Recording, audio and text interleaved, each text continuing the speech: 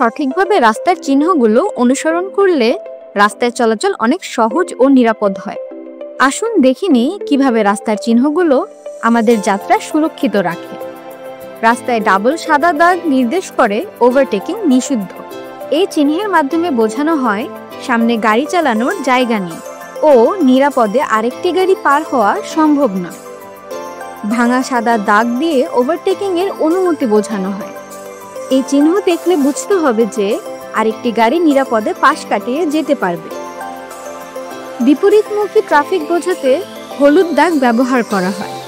এর অর্থ হলো রাস্তার একপাশে বিপরীত দিক থেকে ট্রাফিক আসতে পারে, তাই গতি কমিয়ে সতর্ক থাকতে হবে।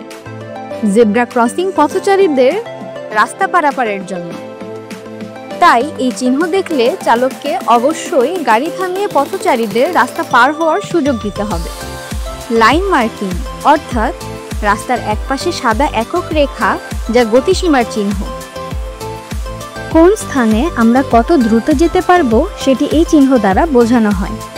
লাইন মার্কিং প্রধানত কোনো প্রকার ভুল বোঝাবুঝি রোধ করতে এবং দুর্ঘটনা কমাতে সাহায্য করে।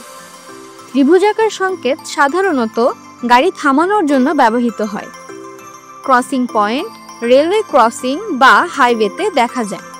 স্টপ সাইন সংকেত দেয় যেন গাড়ি পুরোপুরি থামিয়ে চারপাশ দেখে তারপর এগিয়ে যায়। নির্দিষ্ট স্থানে গাড়ি পার্কিং নিষিদ্ধ বোঝাতে নো পার্কিং সাইন ব্যবহার করা হয়। রাস্তার চিহ্নগুলো মেনে চলুন এবং সুরক্ষিত থাকুন। নিরাপদে চলাচলের জন্য ট্রাফিক সাইন অনুসরণ করুন।